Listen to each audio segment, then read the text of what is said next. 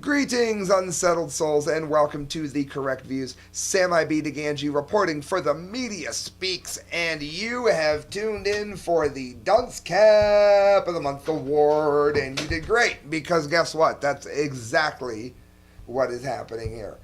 Now, I've literally gotten so many Dumdy stories that there is no way in holy hell that I could ever get through them all at one sitting. So for you guys that tune in to the Dunce Cap of the Month Award, and you like to hear the stupidest of the stupid and the dumb of the dumb, do not scan ahead. Listen to the whole show, please, because we have some of the stupidest people that God has ever granted life to, all on one show, and that's this show. Why do we do it?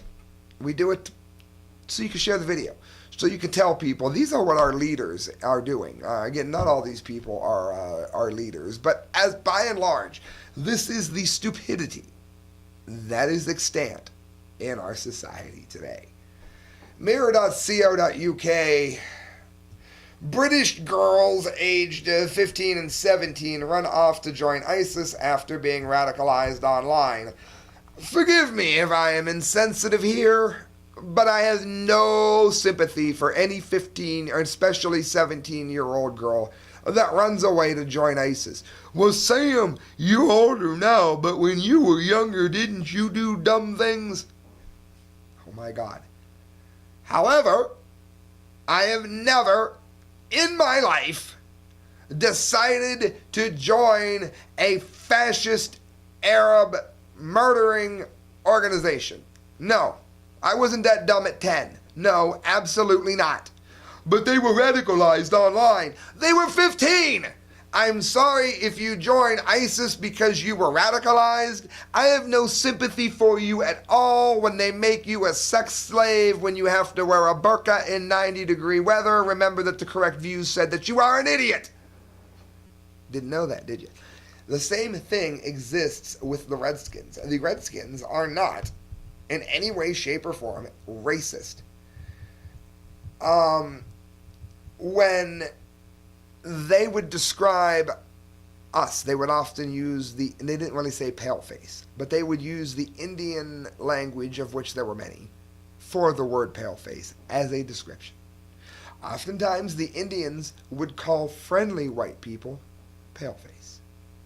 We would call them Redskins. It is only in our recent political era that it is dangerous to do so. Go back 50 years ago. You will find nice, non-racist, very kind-hearted, grandmotherly people. My grandmother used to say things like this. "Aw, he's really nice. I've always liked colored people." If you say colored people today, you just might get your nose broken. However, if you could get in your time machine and go back in time to when my grandmother said it, you would find that my grandmother, in fact, was using the language of the day, which was not offensive to anyone. And I'm using the point because my grandmother was like the nicest person that ever lived, and she is not a racist. I'm saying it used to be fine. It's only been recently that the Redskins name has been misconstrued into something that is racially driven. It is not a racist comment. It's a name of pride and of acknowledgement for the Indians. It was never meant to be racist. The Federal Communications Commission is weighing whether to ban TV stations from saying the name Washington's football team. A law professor filed a petition with the agency earlier this month. There's a link for it, claiming that the name Redskins violates rules barring any indecent content on broadcast television. So the name that was given out of respect will be banned because it's called hate speech. Meanwhile, Jay-Z sings about bitch and gets a Grammy. It's FCC legal. American Indians argue that the term is an ethnic slur and is deeply offensive. No, they do not argue that. Not all of them. Not all of them that know their history, because it's not racist at all due to the story that I just told you. Redskins owner Dan Snyder said that the trademark, concluding it was not disparaging to Native American Indians, he has rejected calls to change the name for years for the reason that I just gave you. So that's one of the dumdies right there. God bless Dan Snyder on the side of common sense. Oh, this one's bad. TPNN.com. Do not tune out. They get dumber as we go. And when you hear how dumb this is, you're not going to want to go anywhere at all. You're going to think, oh my God, it can't get worse. KFC, Kentucky Fried Chicken, has banned hand wipes because they might offend Muslim customers. If you are offended by a handy wipe, get the hell out of my country. This story has got to have Colonel Sanders rolling in his grave, it says. A KFC customer was told by the restaurant that he could not have a hand wipe because they are soaked in alcohol, and the alcohol might offend Muslim customers. Now let me tell you something. Most Muslims aren't this stupid either. I'm just saying, don't panic. It's the Dunce Cap of the Month award show. What do you expect? I've got him nonstop. Again, I'm going through these quickly because there's too many to get to in depth. The ones that I will get to in depth are so much stupider than even these. EAGnews.org, teachers cannot say good morning, boys and girls, with the new gender-inclusive rules. Now, I've said on this show 100 times, I'll make it 101. I don't care if you're a guy that wants to get his schlong cut off. I support your right to do it. But please do not infringe upon my right to think that you are not a girl, you are just a mutilated guy. I'm sorry. You are what you were made, whether you like it or not. Look, I'm ugly. Can't do anything about it. All right, Houston, a Garden Oaks Montessori school policy dictates that teachers cannot say good morning, boys and girls, because those words don't convey a sense of equality and togetherness. Instead, the staff uses broader gender-inclusive language such as good morning, class, or good morning, everyone. The school is Garden Oaks Montessori School. Guys, I can't send dunce caps to everyone. If I had more money, I would. Call the school. Call them. I just told you who it was. Call them. Let them know how stupid you think they are. PrisonPlanet.com, Kit Daniels' Save Water campaign urges students to urinate in shared showers.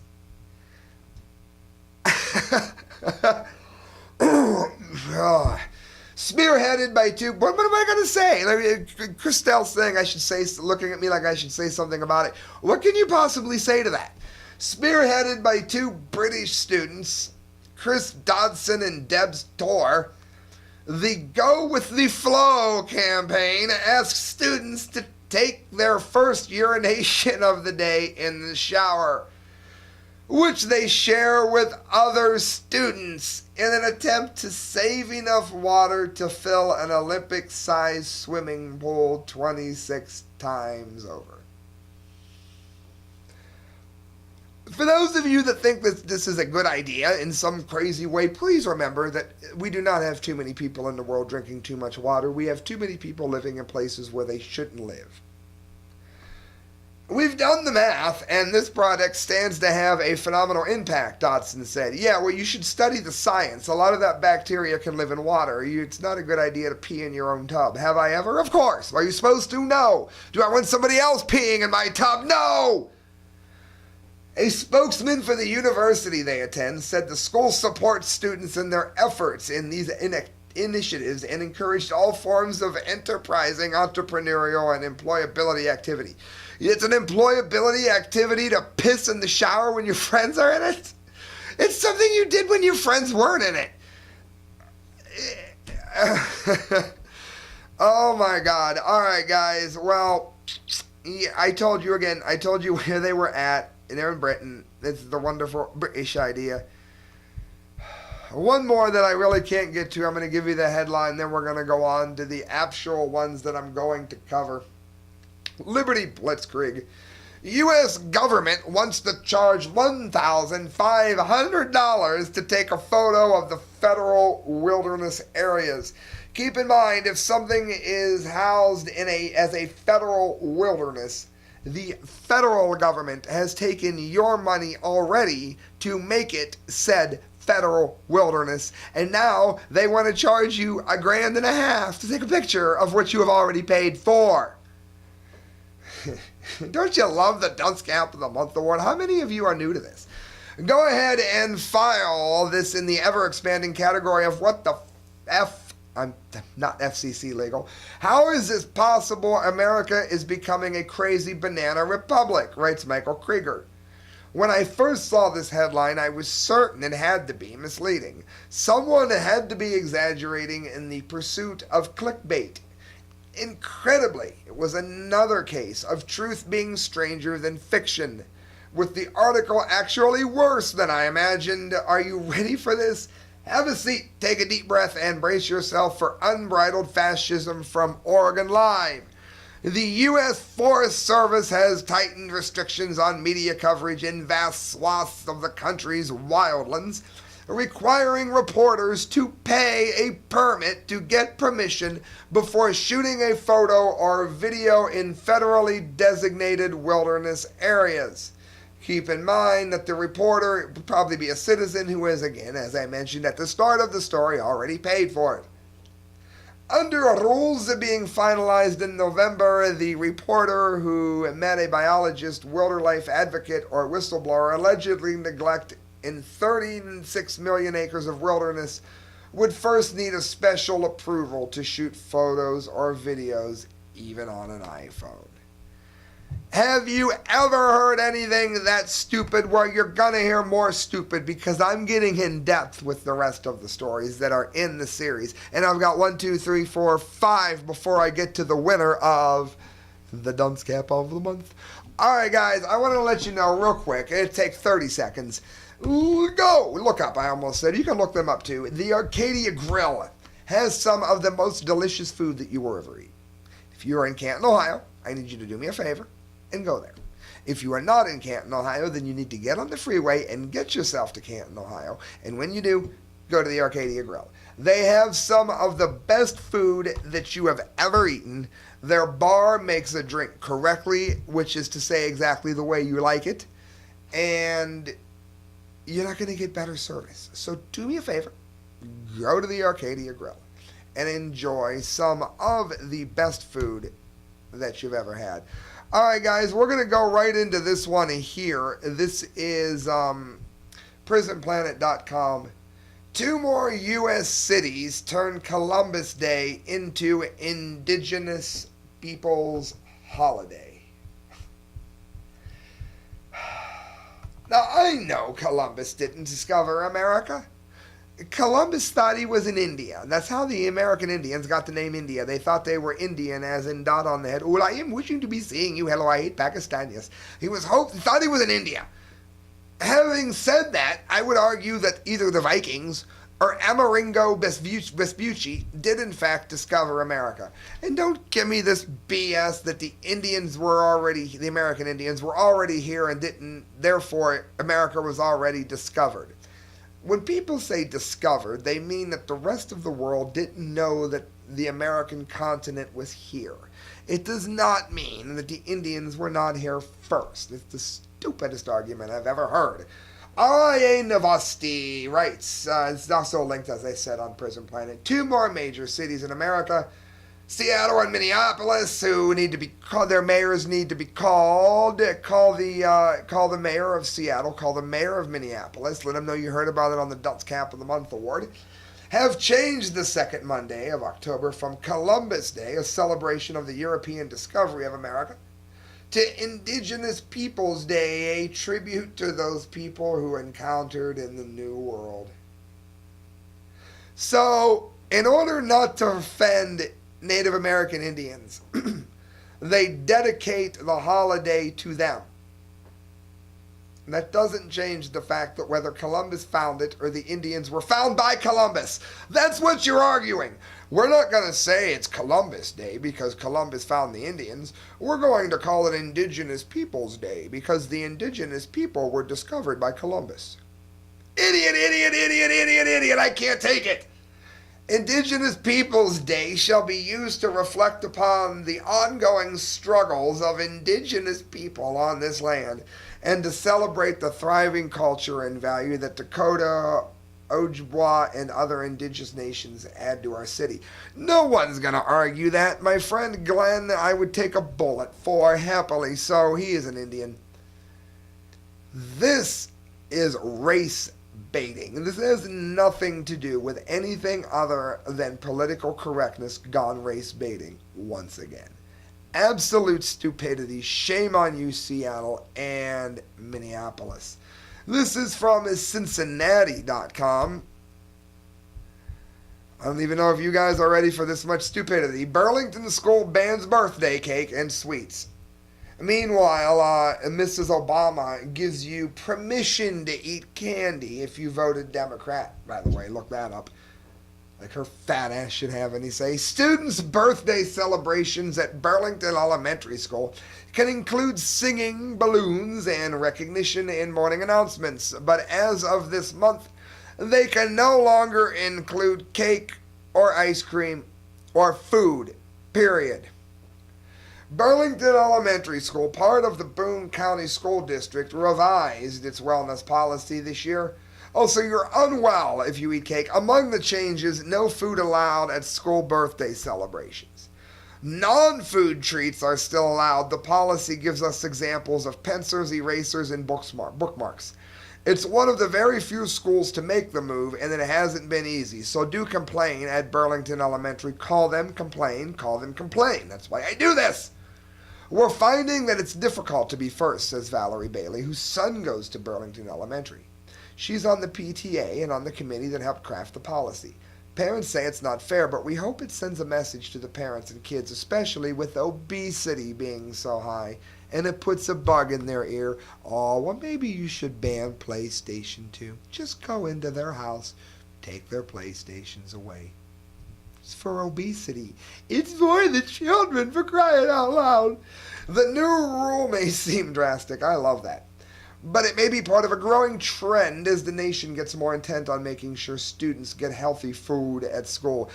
By getting rid of birthday food. Now, everybody knows the worst way to lose weight. And for those of you that know that I'm fat, that's fine. Laugh all you want. I've lost 12 pounds. How? By eating something sugary and sweet when I'm craving it and simply not buying it at any other time. How do you quit smoking? You quit buying cigarettes. Guess what? You can't smoke because you don't have much house. It's that easy.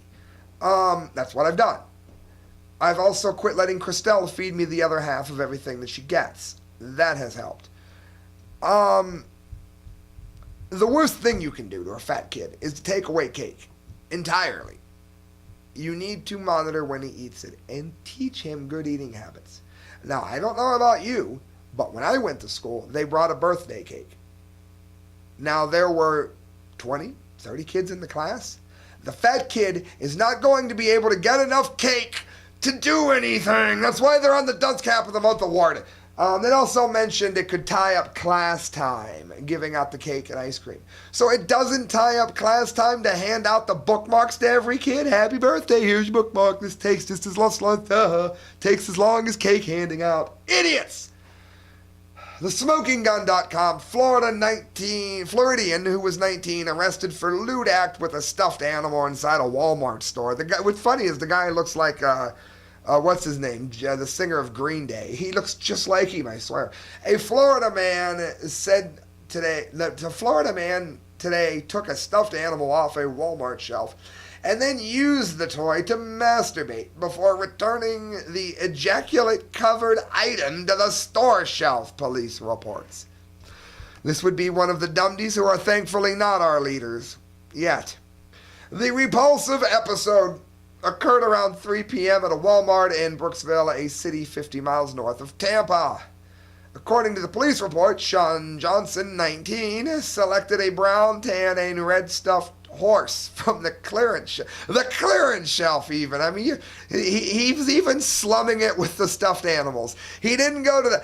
I'm getting the look. I'm just being real. He was even slumming it with the stuffed animals. He didn't even go to the very best then. Redskin stuffed horse from the clearance shelf. Oh, Wilbur, in the garden department. He went into the comforter aisle in the housewares section, proceeded to pull out his genitals, and proceeded to hump the stuffed horse, utilizing short, fast movements. And there's a link for that. I did not click it. The lewd act was captured by surveillance cameras. They had to be laughing to death in that booth. After Johnson achieved an orgasm and ejaculated onto the horse's chest area, the horse is well known for their chests, he placed the soiled stuffed horse on top of a bed in a bag comforter set, contaminating the property also. While Johnson fled the store before he could be apprehended by Walmart security, he was subsequently arrested. Oh, Wilbur! By Brooksville Police Department officers. In a written statement, Johnson admitted, quote, I did unmentionables to a stuffed animal. Oh, Wilbur, he did unmentionables to me. Noting that he had committed a horrible act, he added, I need to think before what I do. I'm extremely sorry. He posted a $1,500 bond, and Walmart got rid of all the improperly molested items. Oh, Wilbur, they got rid of me. They came on my chest, and they got rid of me. Oh, all right, guys, no more Mr. Ed impersonations. Fox10phoenix.com. He lied. Fox10phoenix.com. Scroll down because I want to read the actual headline as it is. This is just too much. Oh, now I got to freeze up. I wouldn't read the headline exactly as it is, or it won't be as funny if I paraphrase it, but now I'm getting a lockup on this screen. Well, you're not going to want to look this up at Fox Phoenix. All right, here we go. Woman jailed for a messy yard. Yep. We have illegal immigrants bringing us diseases that hide like AIDS. Look up the new AIDS, Mexico immigrant. We have ISIS beheading everyone that they come in contact with. In this country, of course, we have thugs in Ferguson beating people who are even on their side. But no, this needs attention. And in America, this needs jail time. Lenoir City, Tennessee, a Tennessee woman is jailed for not cleaning up her messy yard. And the city is defending its decision to lock her up. So do me a favor, friends. Do make sure you call Lenoir City, Lenoir City. Lenoir City. And let them know how stupid this is. This is why I do this. Call the police department. Call the mayor's office. I'm a mom and I don't want to leave my kids. I want to be there with them every night and have been for 25 years. And last night I wasn't, and that's what really bothers me, says Karen Halloway. In my opinion, should Karen Halloway get a babysitter, stay away one night, tell her kids to grow the hell up, and clean the yard? Yes. Having said that, I do not think that she should be jailed. I think she's an overprotective mother. Karen Holloway spent 6 hours Tuesday night in the Lenoir City Jail after being cited for failure to maintain property. I'm embarrassed the place I pay taxes for is taking time to incarcerate me when there are other real criminals in this town, she said, and she's right. Halloway, the overprotective mother who doesn't like her yard and has the right not to do so, says family struggles have kept her away from the property her family owns on West Broadway in Lenoir City. They bought the home in 2000 with plans to renovate but currently live in an apartment. That's because the economy is so bad they don't have the money, probably. She feels that their location makes them the target for code enforcement. So basically, Lenoir City is locking people up for a messy yard. And that brings us to the last story before the Dumdy of the day. Wait, are there two more? No, the last one before the Dumdy of the day. A car hits a man dressed as a zombie. Am I stupid enough to stay, not in my youth, I didn't say that. Am I stupid enough now to dress up like a zombie and put myself in a position to get hit by a car? Probably.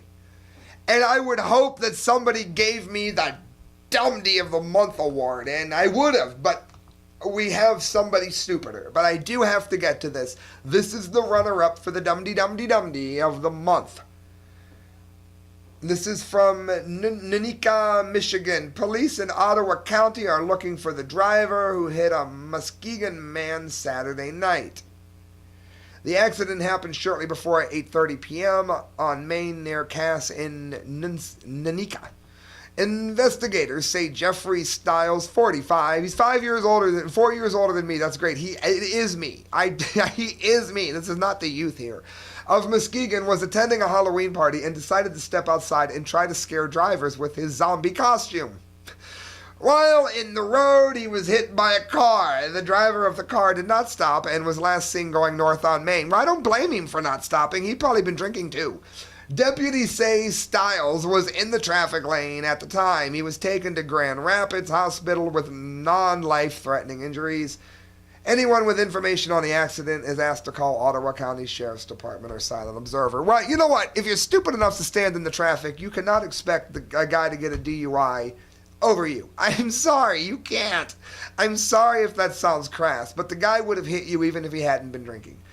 All right, guys, that brings us to the Dunce Cap of the Month winner. Yes, indeed. And here it is. This cap, which I'm going to show you in a minute, and this certificate, which I'm going to read to you in a minute and a half, is going to be sent to... Here we go. Now it doesn't want to load. CDC director, leave the border open. We can track potential Ebola patients. They can track them, huh? You mean the remarkable job that they've done thus far, Mr. Friedman, who, by the way, has won the Dunce Cap of the Month award. You mean track them in the wonderful way that you have done so far, which has allowed Ebola into the United States because your checkpoints didn't work. The other story, CDC director, Ebola travel ban will only make it worse. Mr. Friedman has listed how Ebola is caught incorrectly on the CDC website. It used to be the Center for Disease Control and Prevention, but no one ever says the P anymore. He has pictures of how to handle your clothing with Ebola patients, but does not have a respirator on, even though that we have now established ad nauseum that Ebola is airborne under the right circumstances. He has said that you couldn't get it on a bus mere days before having to quarantine a bus because an Ebola fear happened on it. There is nobody that could possibly get the Dunce Cap of the Month award out of all the people that I just read you other than this moron, Tom Friedman. Whatever it is. Nobody other than he. He has put billions, potentially, of lives at danger with his policies and his incorrect analysis, time and time again. As I just laid out, as they've laid out in other Ebola stories, and as we're going to cover here. Tom, buddy, you get the Dunce Cap of the Month award. KidDanielsPrisonPlanet.com. While rejecting calls to seal the border from the West African travelers who were potentially exposed to Ebola, Centers for Disease Control and Prevention, some preventing, Director Tom Friedman claimed officials can monitor such people as they travel into the U.S. This assertion comes only days after the CDC, notice no P, cleared the second Ebola-infected nurse on board an airline, even though she had an elevated temperature, meaning she could have potentially exposed others to Ebola. Right now we know who's coming in. CDC Director Tom Friedman lied. He told a congressional subcommittee Thursday, while arguing against a ban on travel from West African nations. If we try to eliminate travel, the possibility that some will travel overland will come from other places. I mean, we won't be able to do multiple things. So somebody who is bleeding out of their eyes, somebody who has diarrhea and is shizzing themselves, is going to walk through the desert and into the country because we have instituted a travel ban.